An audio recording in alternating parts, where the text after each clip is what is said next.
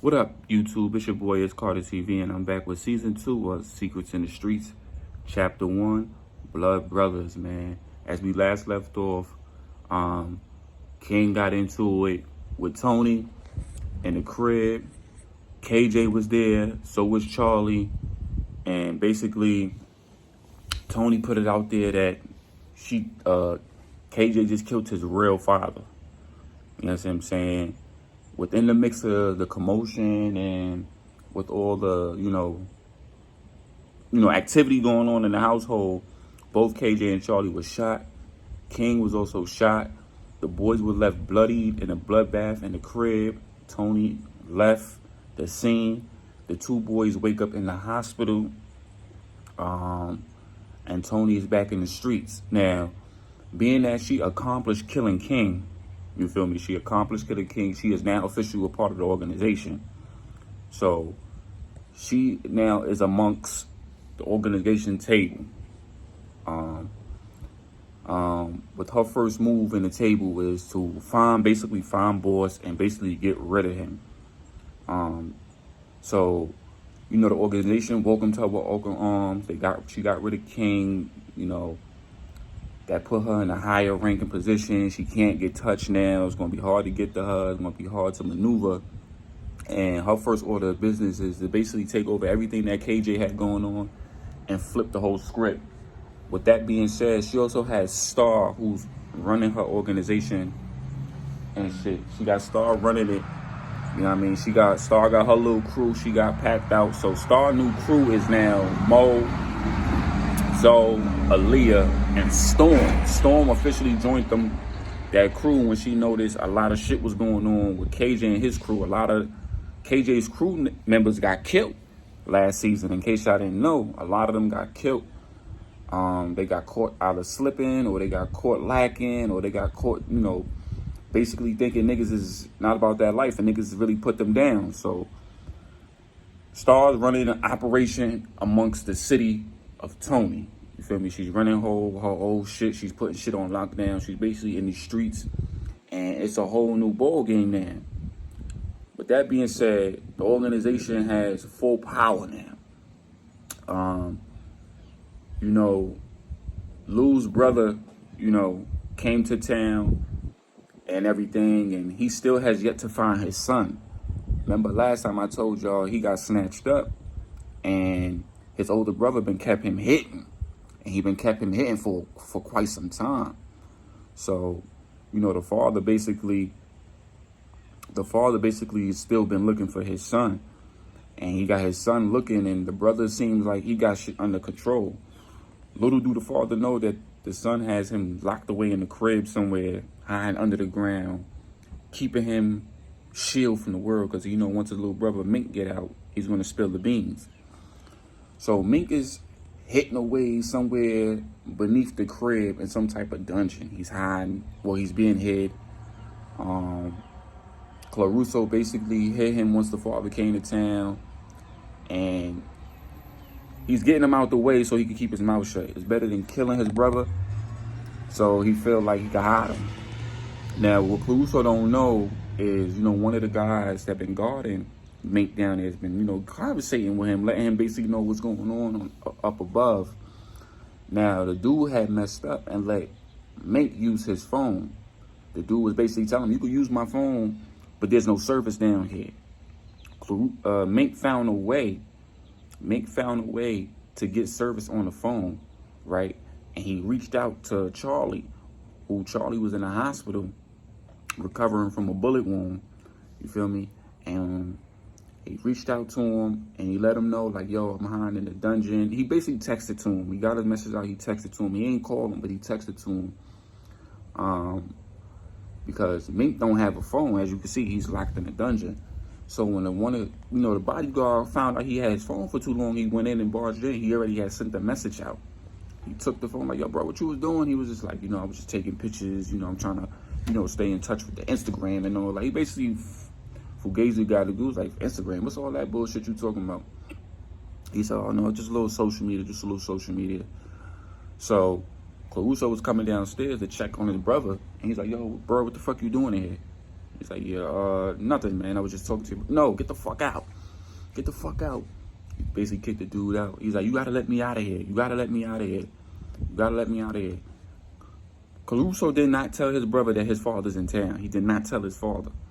You know what I'm saying? So Mink do not know his father's here. You know what I'm saying? He don't really know much of anything that's going on, but from what happened previous. He's like lost. He's being captive. You know what I'm saying? He's getting food. You know, he's getting little treatments, but it's not the freedom treatment. He's in that dungeon. He's chained up. He can't do nothing but go to the bathroom, eat, and then watch a little TV. You know what I'm saying? So the security guard basically hearing his brother talk all that crazy shit, you know what I mean, to him. And he was like, yo, when you gonna let your father know he's down here? Because you know he's looking for him. He's like, you let me handle that. You mind your fucking business. I will handle my father. Mink overhears this conversation. You know, he overhears this conversation. And when Caruso realizes he's kind of listening, he lets the conversation die out and walks away. You feel me? So he's like, oh, my father's here. My father's here. So now Mink is going to try to convince the guard to go tell his father or let him go. Like, he's going to convince him to tell his father, you know, tell my father I'm down here. He's keeping me captive. Like, and I need to get up out of here. You feel me? Like, I can't be down here too long. I got a life of my own. You know what I'm saying? Like, he kept me down here for quite some time. And when I mean quite some time, he been down there for a while. You know what I'm saying? He been down there for a while, and he has, you know, he hasn't really shaved his face or nothing. His hair grew out. You know, the only thing he was able to do was just probably take a shower and keep his hygiene together. But as far as like grooming himself and changing his clothes and stuff like that, his brother been bringing him clothes here and there. But it's nothing like new clothes. It's more like hand-me-downs, you know, bum-ass clothes, just so he could just have on. Making sure he just bathed and, you know, keep up brushing his teeth and all that. But his brother basically kept him captive because his father's in town. And if his father finds out that his oldest son killed his brother, it's going to be more hectic. You feel me? So now we go to Charlie and KJ where they're both in the hospital in two separate rooms. They wake, you know, they wake up in the hospital, whatever situation. No, they've been in the hospital for quite some time, you know, recovering from the bullet wounds. They've been talking to detectives. KJ is handcuffed to the bed because he's going down for, you know, drug and all that situation that's been happening. He's handcuffed to the bed. He's going down for that. He's been trying to reach out to his mom so his mom can help him, but his mom hasn't been answering the phone. Detective Johnson got Charlie off the hook due to the fact that he'd been helping him with the case, and he solved it. Got his father free and everything. So he basically been visiting him, and he basically spoke to Detective Johnson. Was like, we got another problem on our hands. So he was like, what's going on? Tony killed my father. And he was like, what? How do you know that? Because I was there when it happened. So she's like, where is she? Where is she? I don't know. I woke up here in the hospital. I've been here for months now. I don't know what was going on. I say, and Detective Johnson basically kept it cordial and was like, yo, to be honest with you, they kept you here because they need to know what's going on with you and how your father died. You know, your father was a big time shooter in these streets. And he's like, I just told you who killed her. I just told you who killed him. I just told you who killed him. It was Tony. It was Tony. He's like, how can you be so sure? Ask KJ. He was there. He was like, I thought you and him had beef. Apparently, that's my brother, man. Right before my father died, he said we was brothers. Like, he said, that's KJ's my son. That's my brother in there, man. And we almost killed each other on some dumb shit because of beef between our parents. And, you know, he started to tear up a little bit. You know, he just lost his father. He lost his mom years ago. So now he really ain't got nobody but KJ to think about it. And his aunt comes in. You know, his aunt April comes in. She comes to visit. Hey, Charlie, how you doing? You know, your dad is... And she was kind of upset about the situation. She was like, have you spoken to boss? I said, in case you didn't know, boss was on a run. He on hideout. You know what I'm saying? So Detective Johnson was like, I'm going to just leave y'all to it since y'all got a lot to talk about. He finally leaves the room and let them talk. He goes into the room where KJ is and talks to KJ, who's handcuffed to the bed. And he's like, yo, KJ, how you holding up? He's like, get the fuck out of here, Peg. I said, I ain't come here for all of that, man. I just came to talk to you about you and your brother. So when he said that, KJ face his whole demeanor changed. Like, my brother, fuck him, man. He almost killed me. And, you know, Detective Johnson was like, it seemed like you almost killed him too. Over a beef between both of your parents. And KJ kind of just caught himself and was like, my mother lied to me all my life, man. She told me a man that was raising me wasn't my father. Come to find out my father was somebody I knew this whole time. Somebody I worked under this whole time. Whose house I was in. And she lied to me. She almost had me kill my best friend. And this is not the first time I almost had to kill him. So Detective Johnson was just like, so why didn't you kill him before? I just told you I can't kill him. What makes the situation worse now that I can't kill him? Because he's my fucking brother. He's my brother. I'm not going to kill my blood. Is you crazy? I already killed my father. A man I barely even knew. That I didn't even know that was my father. I could have had a better life than this. Look at me. Fucking handcuffed to the fucking bed. I'm going to jail. And Detective Johnson was like, maybe you could get off. I ain't going to be no fucking snitch if that's what you're saying. I ain't saying snitch. But I'm saying clear your name. You got one option. You got to clear your name or you could do your time. And that time going to be a long time. Think about that. Because your brother's getting out of here. Your ass ain't. Here's my card if you need me. So he leaves the card and he leaves. Texas Johnson goes by his day. The FBI agents come in. They start talking to KJ. Chopping him up. Letting him know what he might be facing. And, you know, it's possible. You got to get a lawyer. So a week go by. Charlie's getting out the hospital. Dale comes, picks him up. He comes to the room. And, you know, they're chopping it up. Or whatever. Victoria also comes. So he's like, yo, what happened? Like, you've been in here for months, bro. Like, what's going on? What's the word? And Dale looked at him when he said it. And then he looked at Victoria to give her that sign, like, yo, can you give us a minute? And Charlie was like, he kind of grabbed her. Was like, nah, she ain't got to leave. She need to know everything that's going on, right? In case you didn't know, Dale, I got a baby, man. I'm going to make this very clear with you. From this point on, everything I do is for my kid. You see what I'm saying? If I got to take somebody out to protect my family, I will do so. Anybody who gets in my way. I got something to protect now. And I lost something I won't never get back. He said, Dad, like, I know what you're going through, bro. Trust me, I lost my mom and my sister. I know that feeling. I ain't got nobody but you. I ain't got nobody but you, bro. So whatever you riding out with, I'm riding with you, nigga. We bros for life. So Victoria's like, what's going on? So basically they started conversating about what happened. And Dale is he's taken back when he hears that KJ is his brother now. He said, wow, that shit is shocking. So Victoria's like, this is crazy. This is crazy. Because this whole time she thought KJ was her brother because of who their father was. Apparently not. So she kind of was relieved from that. And she didn't want to look at it that way because then she would have looked at Charlie different because if that's your brother and I'm his brother. Like, you know, that's my brother. That's kind of like incest. So apparently it didn't work out in that favor. So now Charlie's whole demeanor is to get back at Tony.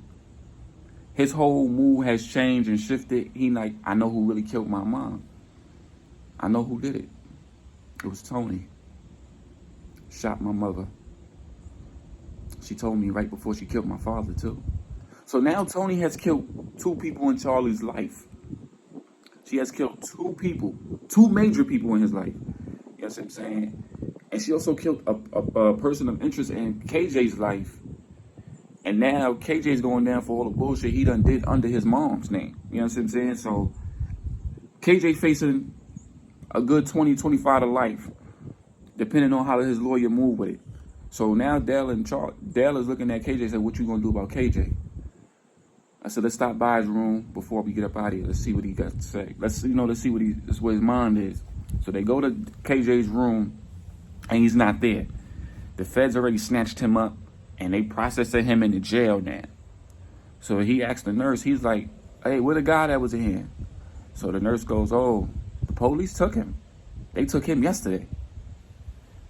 So him and Dale look at each other, was like, oh, shit. Detective Johnson pulls up, and he was about to go talk to KJ when he was like, yo, so where's your brother? Feds got him.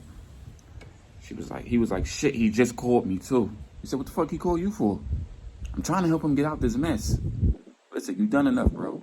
Let the streets handle this shit now. So Detective Johnson was like, I can't let the streets handle this, Charlie. The feds is all over. There's nothing much you can do. You gotta let the law be the law now. So Charlie was like, nah, there's always a loophole to something. And most likely, I'm gonna find that motherfucker. I'm gonna find that bitch that killed my father and my mother. So he leaves. Sticks is outside waiting, they drive off. And now we go to Star and her crew where they operate in the whole situation. Basically, they're operating the whole situation just like how KJ had it. Each member of Star group is in one building controlling and handling everything. And, whenever, the situation get hot, they handle it. So far, so good. Tony little crew, her female crew was really handling the streets. You know what I'm saying? They putting anything down to shame. Any people that's crossing the line or getting out the loop, they getting taken care of. They getting wiped out. You know what I'm saying? Any nigga that they feel like that they can't get close to like that, they would use their woman skills. They would get sexy. They would go in and flirt with them and get them niggas to be vulnerable and then get them niggas, open and then shoot them niggas head on. Boop, boop, boop, boop, kill them niggas. You know what I'm saying? So they had shit locked down. Now, where shit take a turn for them is when they start getting these Jersey niggas flying in. You know what I mean? Ty, Tim's cousin, he's still around. He lost his homeboy Flop to these fucking streets out here, and he decided to stay in the town. He got him a little crib, and he decided he wanted to link up with Charlie. So he didn't hear from Charlie in a while, so he waited for Charlie at the crib. Like, he been waiting and posting up at his crib and all that, waiting for him to pull up. So on the phone while he's waiting, he get a familiar phone call from a nigga named Lonzo. A nigga named Lonzo hit him like, yo, Ty, it's been a minute since I heard from you, bro. Like, how you been? Da-da-da, da-da-da. So Ty, like, I'm good. What's good with you? Lonzo's surprising call. He's like, yo, I heard you was in that part of the neck of the woods. I heard you been out there ever since, the situation with your cousins, everything good. So, yeah, all that shit got taken care of and all that. You know what I mean? Niggas got taken care of. I'm just out here, I got comfortable to this life. I got comfortable out here. So I just started to say, he's like, yeah, I'm on my way out that way too. I heard there's money out there. So word really got around about Tony making money out there. It got around, and Jersey niggas is coming in. You got a nigga named Lonzo coming in and, making himself known. And then you got a nigga named Felipe, Spanish dude. He's coming out there. He also's been hearing about the town. And then you got another nigga named Dubear, big heavy set nigga. He came out there. So a lot of these three niggas got these Jersey niggas making their entry. You know what I'm saying? Now these Jersey niggas, Felipe, Dubear, and Lonzo, don't know nothing of each other presence. You know what I'm saying? They just your average getting money niggas taking a few of they men out there and they coming out there and they setting up. Now what they setting up is they setting up in Storm's territory, they setting up in Zoe's territory, and you got somebody setting up in Star's territory. So these three major dudes is setting up, and they causing a lot of conflict in the town now. They causing a lot of conflict in the town. You know what I'm saying? They causing shootouts, they causing robberies, they causing a lot of action to happen. And this is happening under Tony's nose because she's busy with the organization now. Now, before word got to the organization, it did get to her. You know what I'm saying? Star put it out like, yo, we got these new niggas in town trying to take over shit. I'm handling it the best way I can, but I'm going to need some assistance. So when she said that, Sting decided to step in and, try to handle these dudes, but they end up killing Sting. You know what I'm saying? They used one of their girls to finesse Sting and they killed him. So they got Sting up out of there, and that hit Tony hard. That when she lost one of her major soldiers. So now that she lost Sting, she had to dig in her bag and she called for help herself. You know what I'm saying? She said, Star basically told her, like, yo, they killed Sting. And that kind of hurt her. You know what I'm saying? Because Sting go way back with her since the days he was running around with Boss. You know what I'm saying? So she had to really think of something. She said, I'm going to call you back and let you know what's going on. So while she's sitting amongst the organization table, they asking her, like, is everything okay? I was like, yeah. You find the letdowns. You know, a good friend of mine has died. I got to pay my respects. So I'm going to disappear for about 2 days. Is everything okay with the organization? They was like, handle your business. As long as everything is good on your end, we're good over here. Now, Toni is very clever. She's very good at charming. She's very good at her words. And she's also good at keeping shit under wraps unless it really gets out. Now, the organization didn't know this war was building up in her city. You know what I'm saying? This war was really building up in her city. And she kept it calm. She kept it low-key. These major dudes was coming in and they was trying to take over. And she didn't like that. You know what I'm saying? She got real mad with it. And she felt like these 2 days with this trip out from them, it was take off pressure from her and everything. So the only person she really kept in tune with was Miss Indigo. You know, they had their little relationship or whatever. But after Toni got into the organization, she kind of just started to fall back from Miss Indigo because she used her what she could use her for. She used her for sex. She used her for information. Now she got in the organization. I don't really need you as much now. Miss Indigo caught feelings for Charlie. For Toni. You know what I'm saying? She caught feelings for the lady. And she felt like she wanted more than just sex. She wanted that relationship now. And she couldn't have that relationship because they're part of the same organization. If they had a relationship, then the organization would look at it like, so this is how you got in here through her help. So Toni tried to explain that to her, but she wasn't trying to hear that. You know, she really wanted Toni. So Toni had to find that little 2-day trip that she was leaving to go to her funeral and take care of some business. It was a way to get Miss Indigo to fall back a little bit. But Miss Indigo ended up showing out there, right? She ended up showing out there, and she caught whiff of the first little beef situation that Toni had brewing in her city. And Toni didn't know she was out there. Toni did not know she was out there. So she decided to show up, and she caught firsthand glimpses and sights of the beef that was going down between these 3 guys going at each other and Star going at these 3 guys. So it was a big chaos in the city now. It's a big chaos. The chaos is bigger than what Boss had going on, right? So this chaos is going on, and Miss England go get a whiff of it, and she put her head to the streets and was like, this is why she had to come out here. It wasn't for no funeral. So she got beef going on, and she's keeping it under wraps. So Miss Indigo caught whiff of that. And she also knew that Toni was trying to push her away a little bit. So now she had ammunition to stay on Toni's ass now. You feel me? This is where blackmailing going to come in.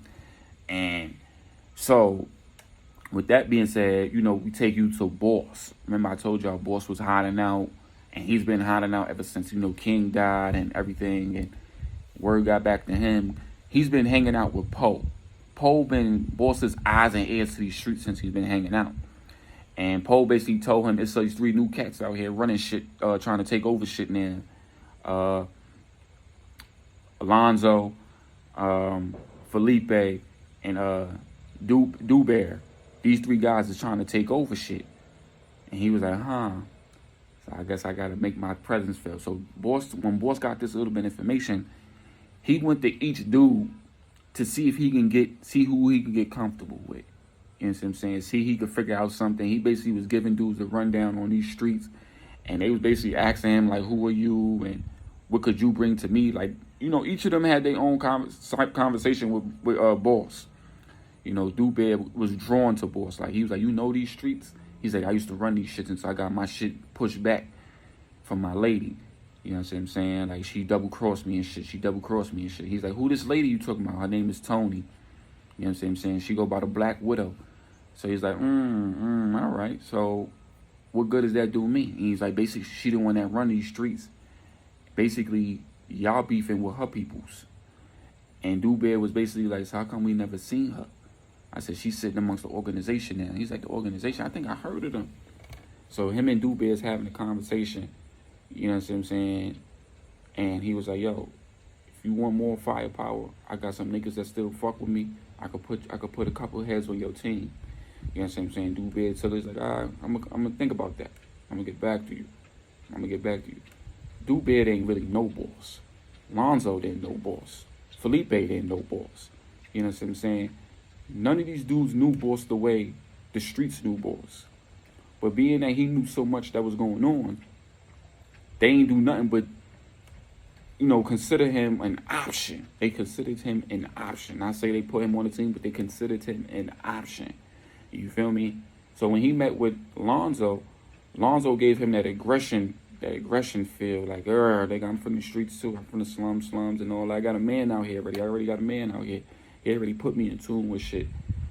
So he basically brushed Boss off, and he was like, I know the female bitches you was banging out with. He was like, banging out with bitches? I'm banging out with niggas.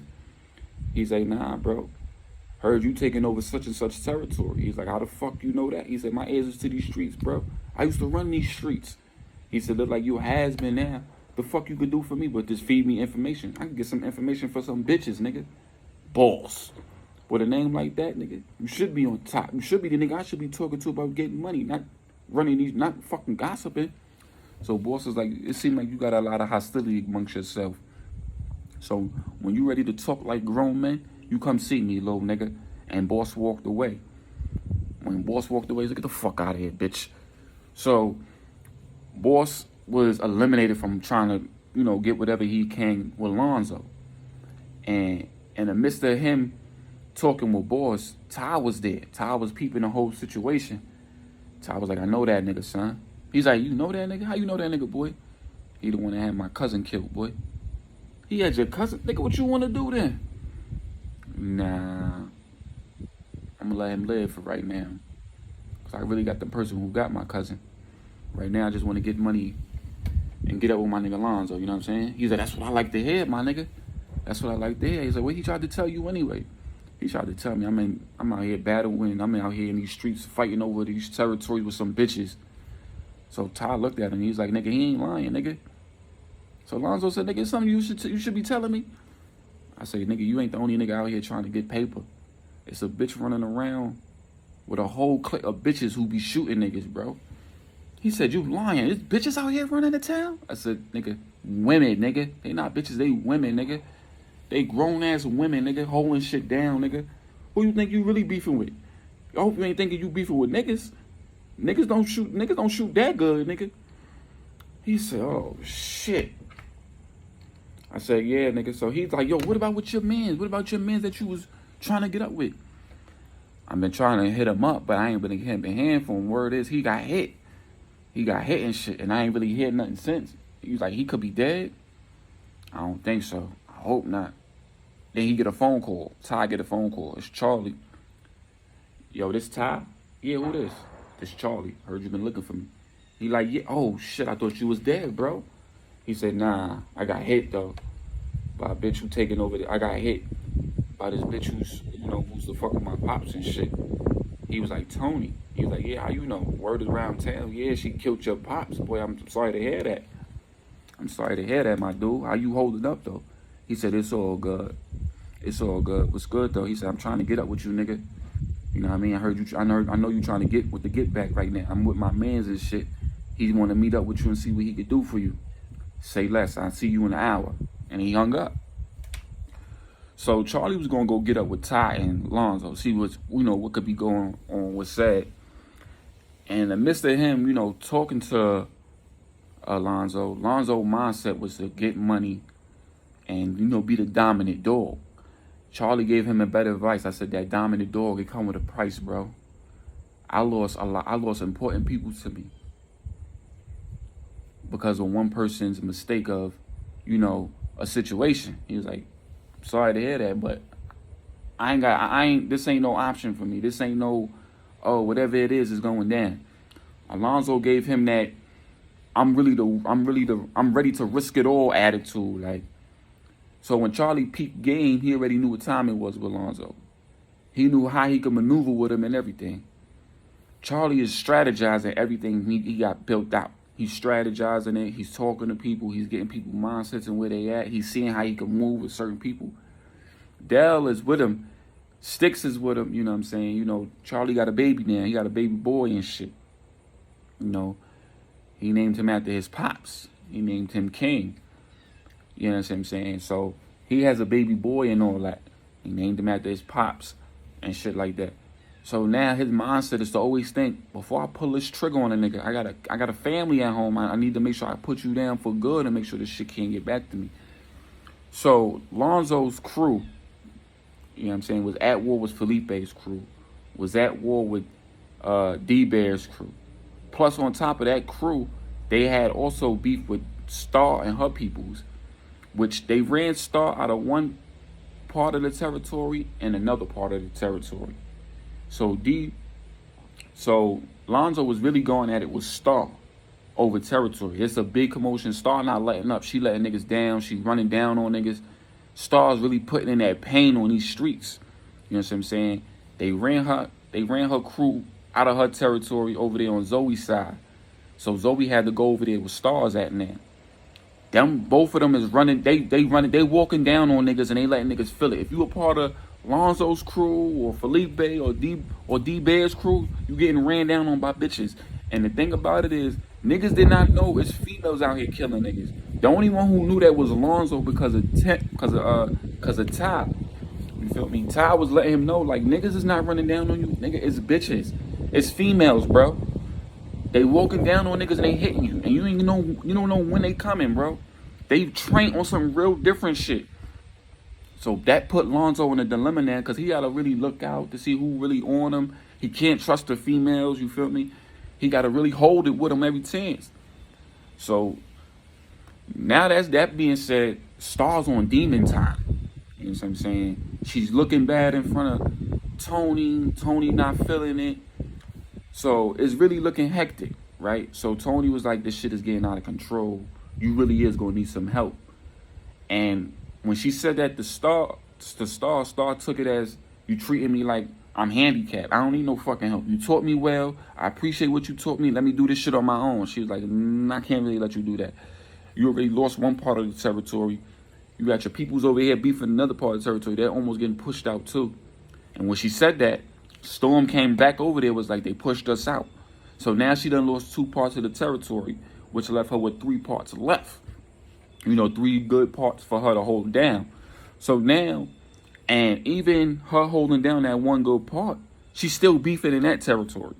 So Star was really getting pushed in the middle between the 3 guys. They was really pushing in the middle. They was pushing Star and her crew in the middle, and this was going to wipe them out completely. And D-Bear's crew was moving because of Boss's information. They was moving. Lonzo was moving off the strength of he had cartels in his pocket. So he was sending shooters. Boop, boop, boop, boop. He was sending shooters. They was airing shit out in public. They didn't give a fuck. His people was on demon time, you hear me? They was letting shit go. And that shit was building up so many bodies in the streets. The cops was really out here. Detectives had cases piled up. You know what I'm saying? Detective Johnson was busy working these cases. They gave him a new partner, a female partner. And, that helped the stress take a little bit. They gave him a female partner. Her name was Sheena. Sheena came in, Spanish girl. She came into being a detective. She did her time. And she basically just wanted to get these guys off the streets. You know what I'm saying? She wanted to get these guys off the streets and let it be known cops is here to take over and protect everybody. So Detective Johnson looked at her like she was good peoples. But Sheena also had a bad background. Sheena has a bad background. And you're going to learn that further down the episodes. But, yeah. She comes in and that's his partner. And basically, he let his guard down because she was a female. Detective Johnson let his guard down because she is a female. He felt like, I'm cool. Ain't like a dude. You know what I'm saying? And she basically asked him about his last partner. My last partner was a dirty cop. He was a dirty cop. He almost killed me trying to protect himself. And she was like, oh, okay. Well, you ain't got no worries there because I got your back, partner. I got your back. You know what I'm saying? So she was giving him that comfort, that security, like, I got your back. But behind closed doors, she was making phone calls to them cartel peoples and keeping her name off that radar. Yeah, Sheena was on Go Time too. And the reason why she was doing this is because Felipe was a family of hers. You know what I'm saying? Felipe and her as cousins, they grew up together. So he had her in the field. Basically, she didn't want to be a police officer. Sheena's background, she didn't want to be a police officer. She wanted to be a shooter. She wanted to be a drug dealer. But, Felipe, her older cousin, was basically like, go into law enforcement. You can help out that way. You can help out that way. And it ended up pushing her into law enforcement. She got a higher rank. She solved murder cases, and it put her at detective. And she's also going for lieutenant. She's going for Sarge. She's really trying to move up. And Felipe was just like, yo, we're going to get you that sergeancy, so we definitely going to take over this town. That was the motive now for her now. Her motive was to be a sergeant, a captain. So when she seen that the captain that, she's at now was kind of getting old and, he's falling down, she basically was like, I got a new plan. I know where I want to go now. So her plan is to basically build her name up and become captain. And she's going to do it with the streets. Like I said, everybody got their own shit going on. Charlie, then we going to wrap it up with Charlie going to see KJ in jail. And they're actually having their first conversation since the shit happened. And basically it was just like, where do we go from here? Is the first thing Charlie said. Where do we go from here? You know what I'm saying? And KJ was like, bro, I'm behind bars. Ain't nowhere for me to go. They trying to give me life. And Charlie was like, you don't got to do that, bro. Let Detective Johnson get you the fuck up out of here. He said, you want me to be a fucking rat, nigga? Are you serious? I ain't say rat, but I also said get your ass the fuck up out of here. You any other no anyway? You got niggas in here who's going to push you down, bro, for what you did to people in the streets, nigga. You might want to look around. Look where you at. Look where you at. Your mother drove you in here. You killed your fucking father. You damn near killed me, your blood brother. Like, nigga, what else you want to do? He said, Charlie.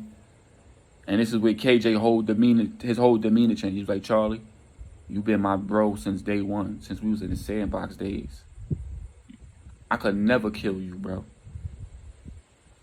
You was my real brother. Even though I didn't know you was my brother at the time, to me, you was my brother, bro. You was my brother, no matter how I look at the situation. I couldn't kill you if I wanted to. And KJ goes, where did we go from here, nigga? When I get the fuck up out of here, we going after Tony.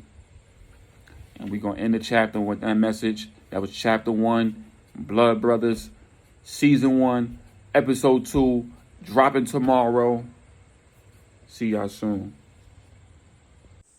That's crazy, baby.